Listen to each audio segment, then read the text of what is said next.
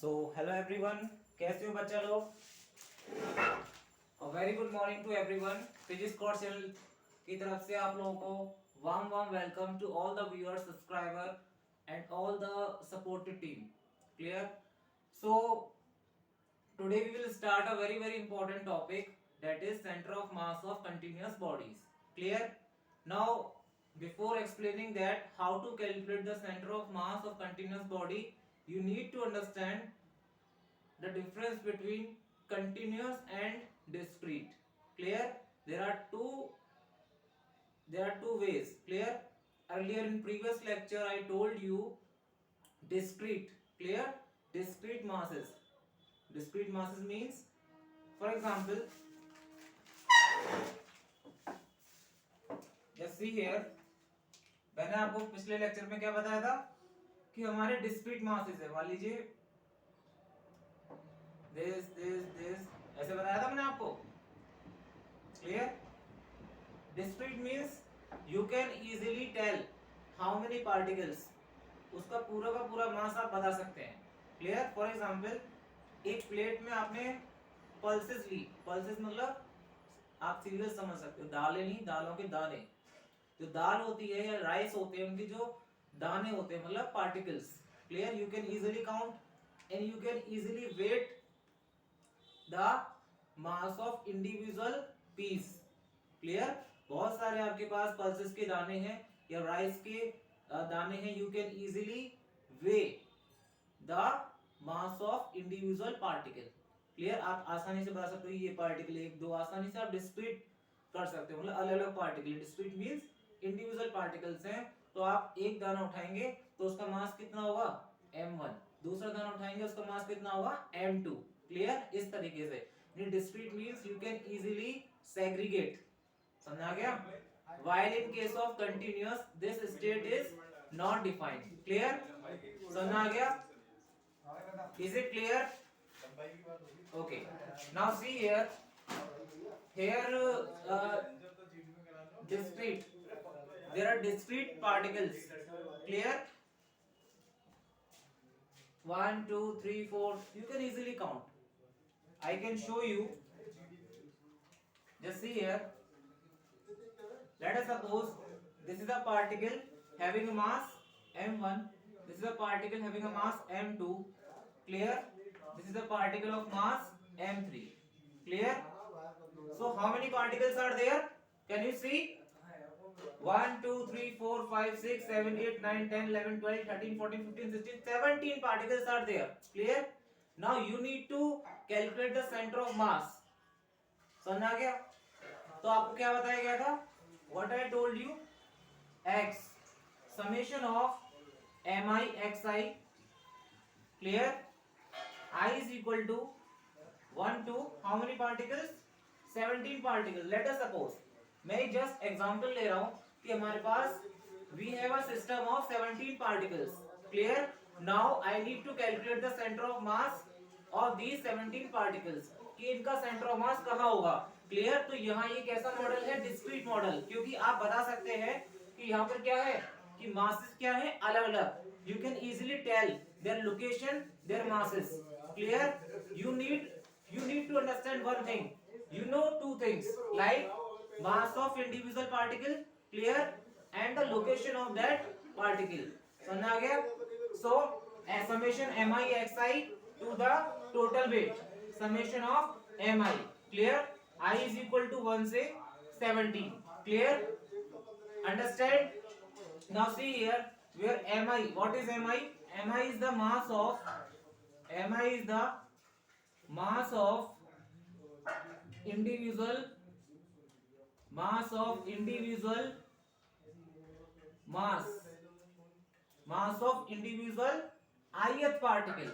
Clear. समझा गया आपको। where xi, what is xi?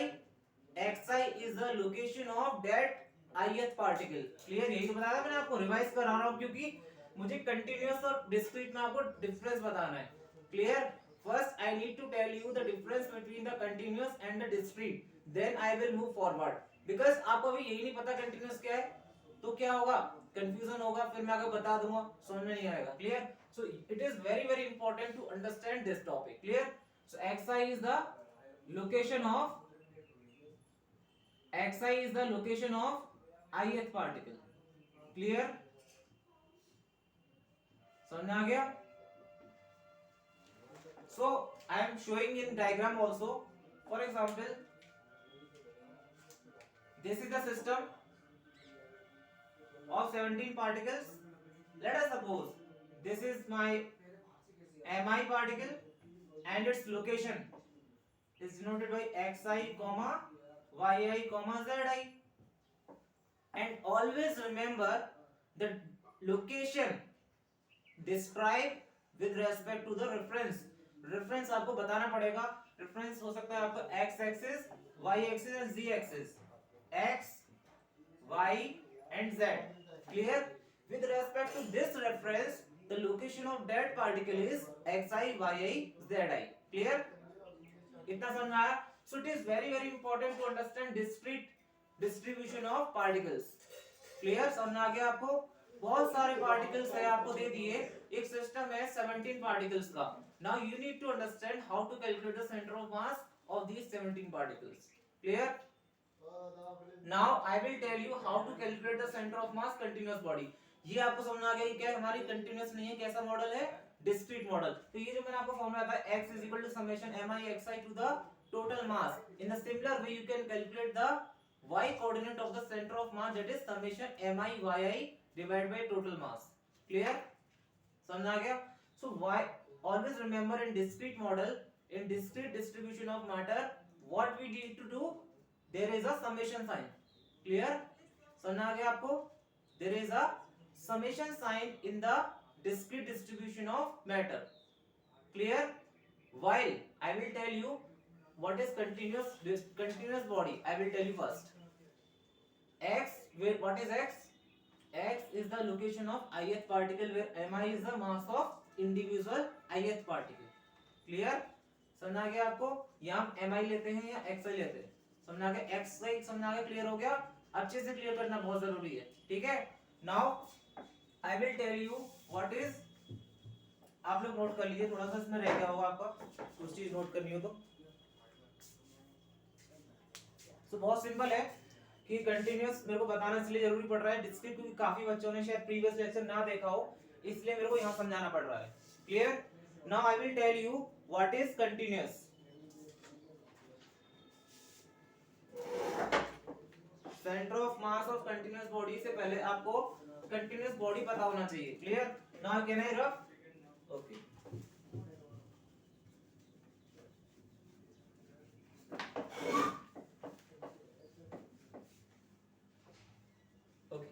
just see here what is continuous body।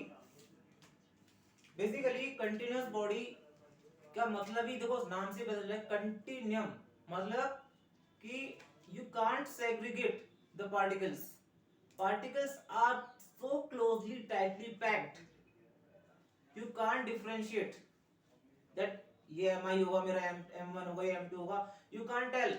for example ये duster, this duster is made up of billions of particles, and you can you tell me where is m1, where is m2?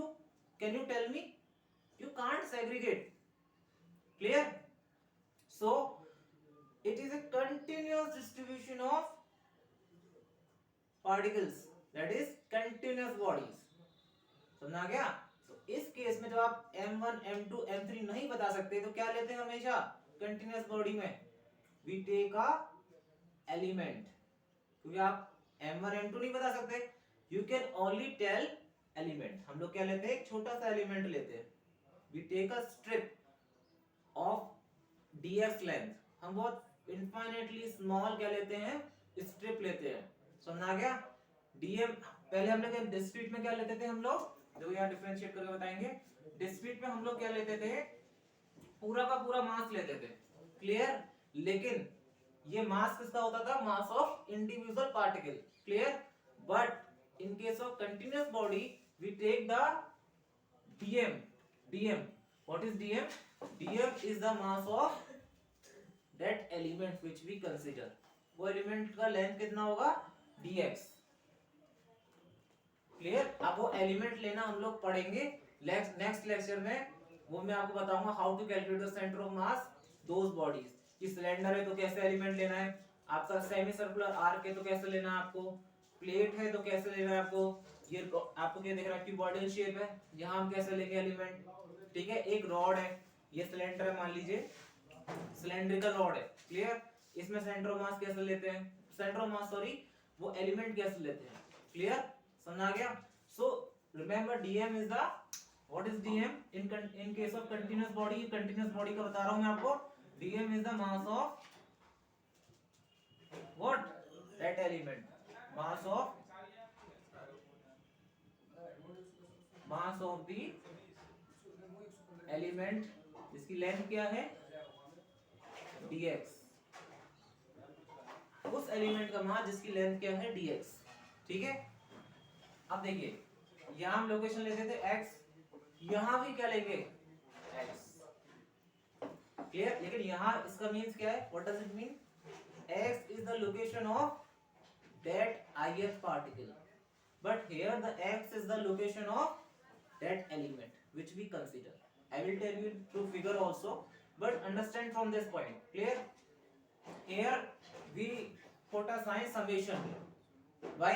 Because we know exactly the location, we know exactly the mass, so we will put summation, we are adding algebraically. But here what we are considering, what we are taking, we are taking the dm mass, means we are taking the smallest finite element, we are taking very small strip, so we will use the integration. Clear. In place of, we will replace the summation sign with the integration sign. Clear. समझ आ गया। हमने m को replace किया dm से, x को replace किया dx से, समेशन साइन भी replace with the integration. Clear. यार समझ में आया, कोई दिक्कत, देख लो कुछ दिक्कत हो बताओ। क्लियर। जस्ट सी हियर, कोई दिक्कत हो बताओ। Clear. So you can see, yes, I am writing a formula. You can write, यहाँ क्या होगा देखो, बहुत इजी है। x निकालना हो अगर आपको coordinate, if you need to calculate the coordinate, x coordinate of the centre of mass, then how to calculate, summation mi xi to the total mass, summation mi। Clear. और summation mi क्या होता है, basically this is total mass m।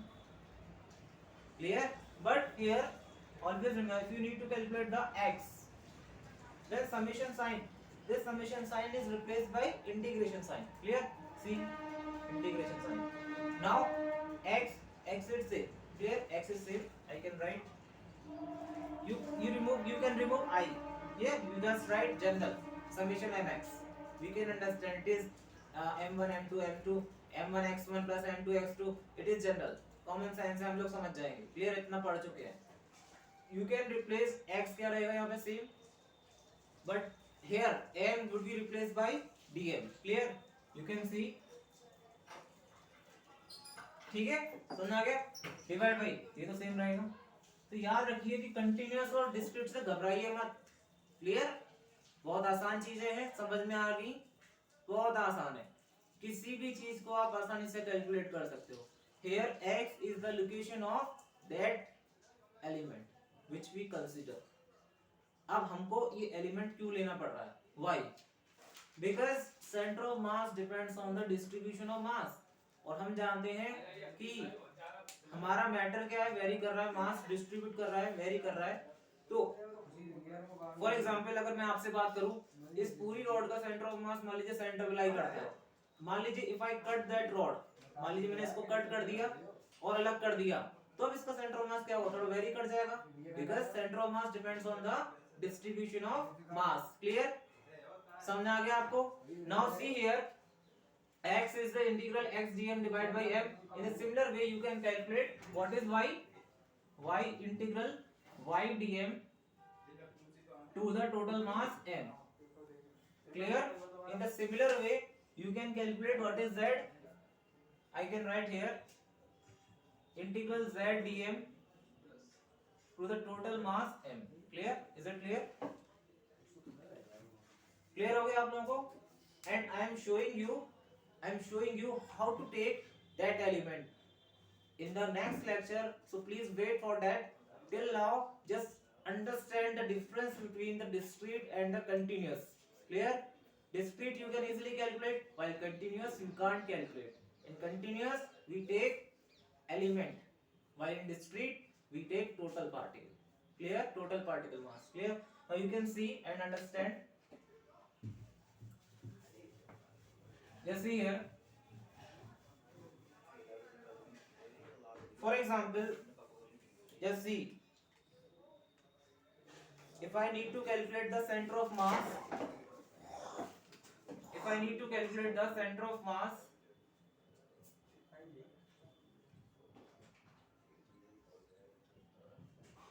center of mass of a uniform straight rod, uniform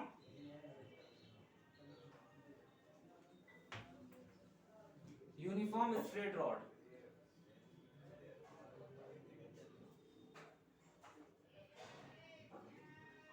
ठीक है? यहां तक समझ में आया? देखिए नाम से पता चल रहा है यूनिफॉर्म मींस क्या है? डेंसिटी क्या है? सिमिलर. पार्टिकल्स क्या है? यहाँ पे एक यूनिफॉर्म डिस्ट्रीब्यूशन है पार्टिकल्स का. क्लियर? यहां से समझना. Straight rod. Clear? I am showing you. Just see here. This is my uniform rod. I am taking a very simple case. ये मेरी क्या है? एक यूनिफॉर्म रॉड है. Clear? It is placed along the x axis. Clear? Just see here. Now I need to calculate the center of mass this uniform rod. It is very simple. Now you can see it is a continuous body. Clear? You can't differentiate where is n1, where is n2. Then you need to take the element. Uniform. There is a uniform straight rod. You can see it is a straight rod. Clear? Now I need to take the element. तो आपको पता है कि अब आप मुझे इतना element कैसे लिया जाएगा अगर स्ट्रेट रॉड है. यही चीज समझनी है. Just see here. अब जब बताइए, आप थोड़ा सोचिए, पहले सोचिए दिमाग को, फिर आगे बढ़ेंगे. ठीक है? जस्ट बताइए. If I need to calculate the center of mass, then how will I approach? Just tell me.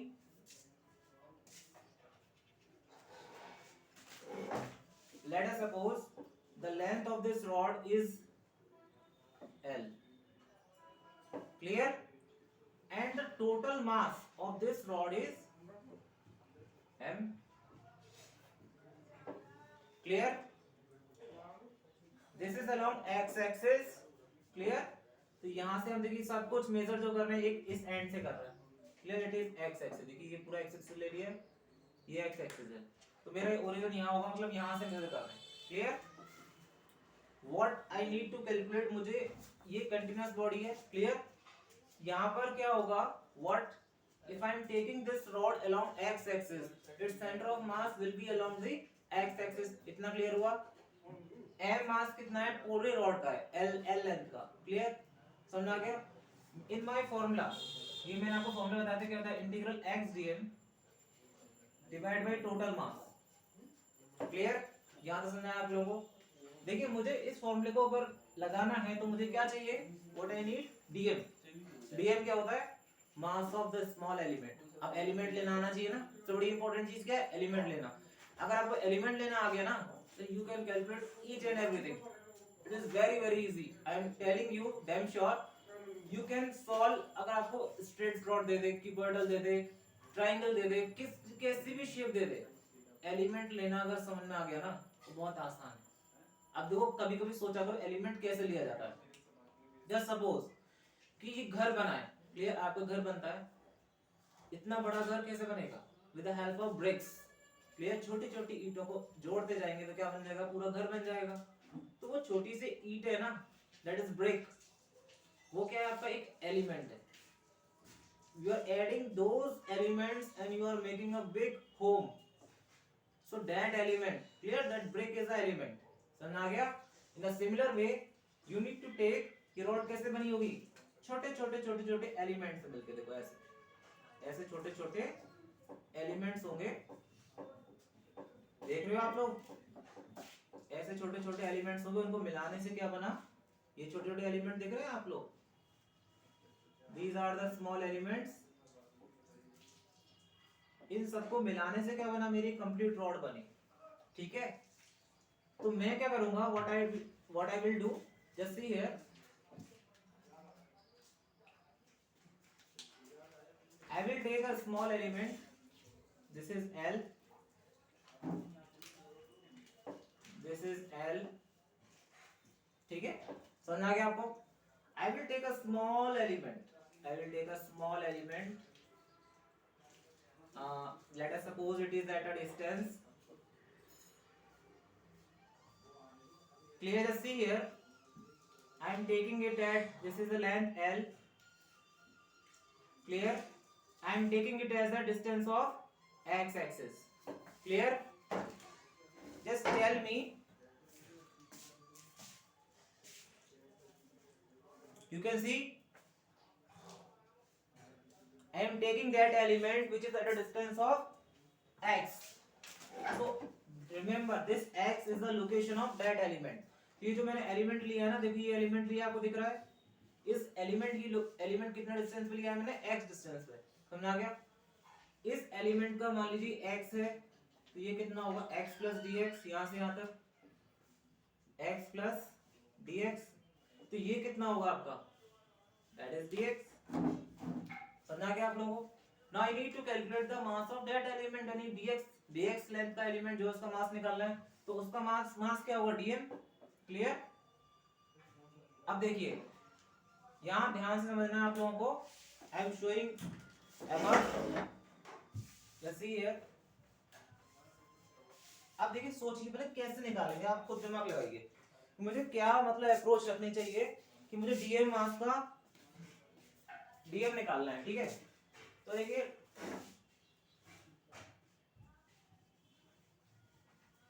जैसे हियर डीएम पूरी मास का, एल लेंथ का मास कितना है, देखिए टोटल एल लेंथ का मास कितना है आपका, एम, ठीक है, समझ आ गया। तो यूनिट लेंथ का मास कितना होगा, M upon L, clear.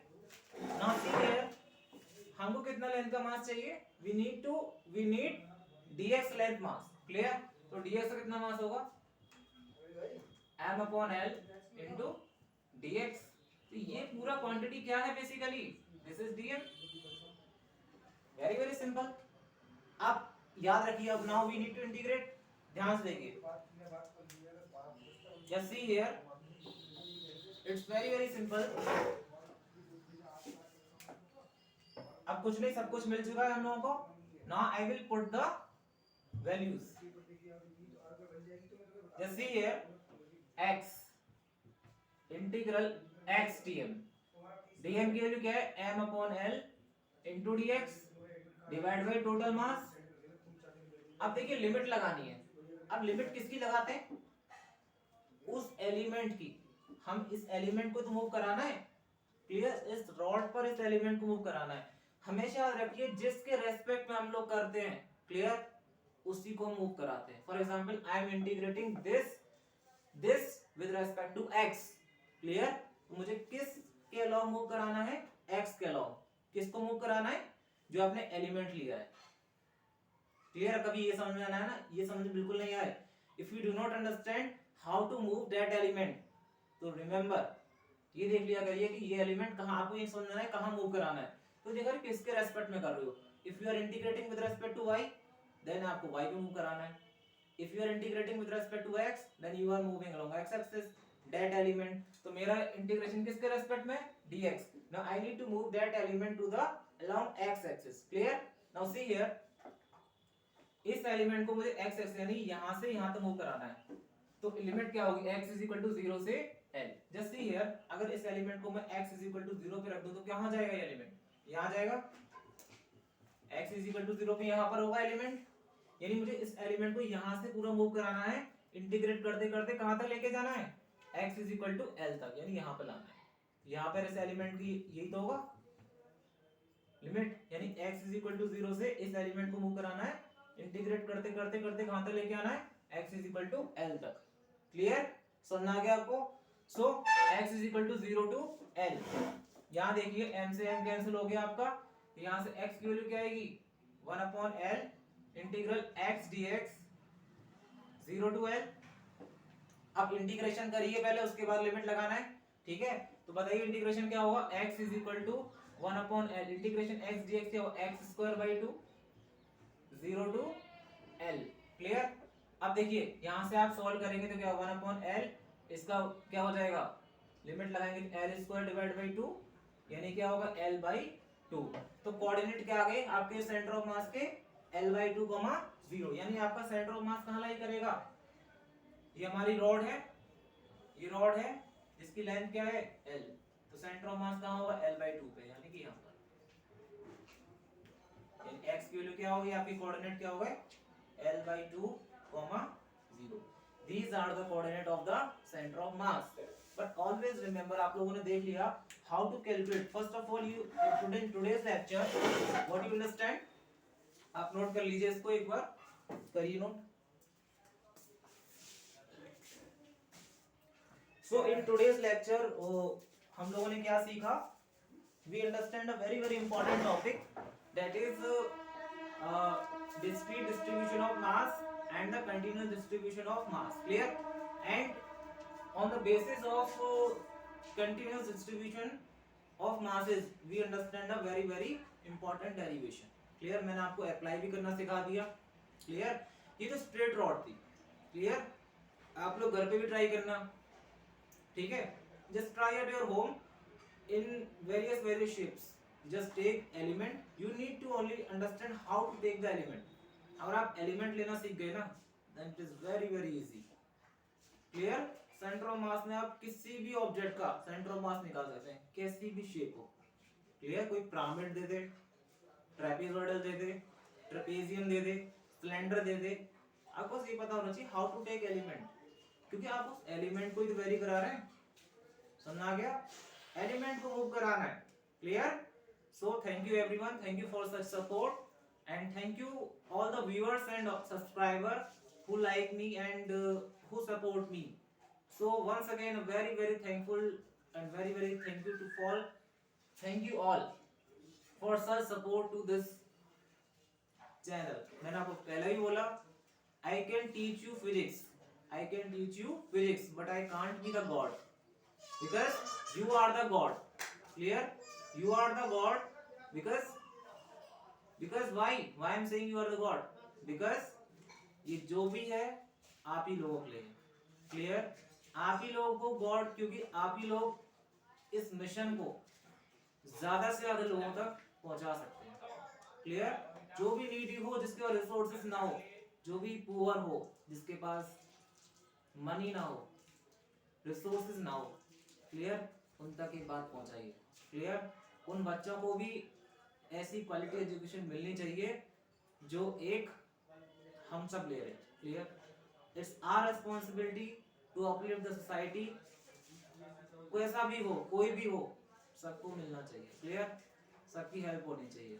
So keep growing, keep helping, keep motivating others. Clear, and move ahead. Thank you everyone, thanks a lot, thanks for such support, thank you. So you can note